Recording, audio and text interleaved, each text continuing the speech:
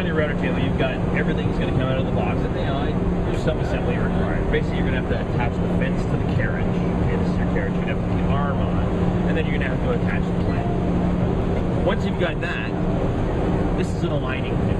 You take the aligning pin, you chuck it into your router, because you want to align this and zero it, square it all up to your router and your router table.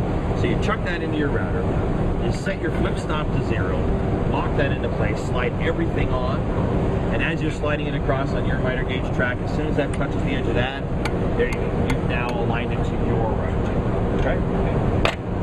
The cutter is an 1.5 inch cutter. It'll cut 1.5 inch wide stock in one pass. So if you're doing a 3 inch wide board, you can do multiple passes. Set apart. It comes standard in the kit. All you have to do is lay that down like so. Raise the cutter up until the carbide touches the underside of that section right there.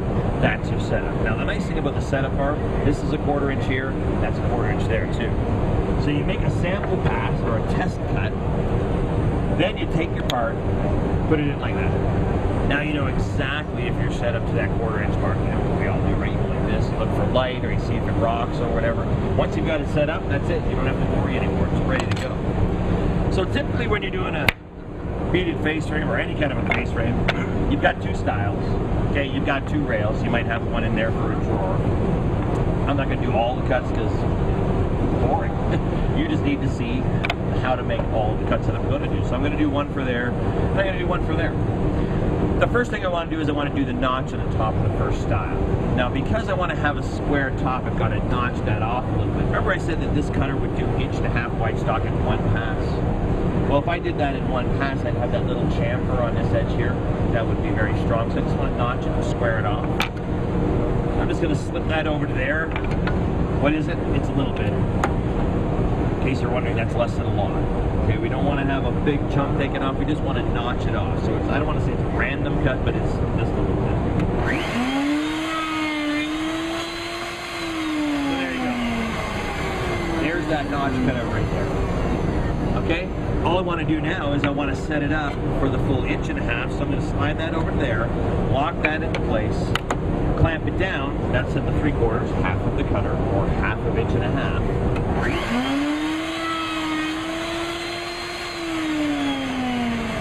now from the top of the board to the side of the notch is your 1.5 inch. So you would just have to make that part fit into there.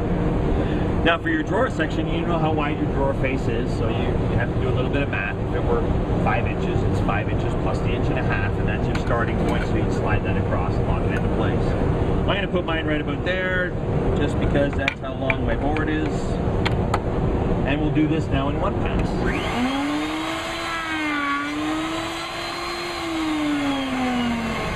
And there's the notch section right there. All we have to do now is notch that part off to fit into the hole. Now a lot of people say, well, how do you do that? You go to a miter saw or you chisel it. Everything's here. You know, if you've ever tried to set up 2 tools to the same angle, one's 90, one's 89, here all I have to do is slide this back to the 1/2 inch mark, because the 1/2 inch mark means I'm going to have a 1/4 inch of carbide exposed. So if I lock that in there now,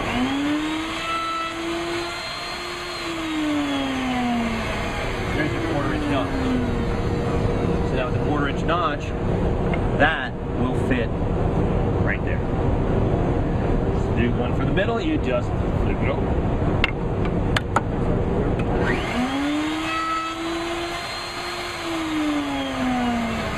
Double notch, so now that one will fit right into there. Now we want to go over to our bead. Now if you were finished doing all of these cuts, you could literally take this off, put your beading bit on here, set it all up, you know, put your fence back on and so on. I've got it set up here. It's just easier for me to do without tearing everything down. So the beading bit that comes in the kit is this one right here, and all I had to do was basically set that up, chuck it into the router, raise the cutter up till the top of the bit touches the underside of your first cut. You can use the setup bar if you wanted to. It's the exact same thing. Because it's touching the underside of this, that means if there's no wood, it's not going to cut. It's only going to cut where there's stock.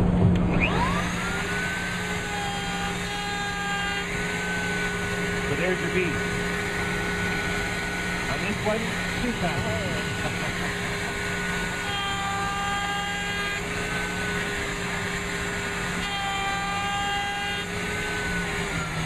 Couple pocket holes in the backside, hold it all together. There you go, beaded face frame, just like that.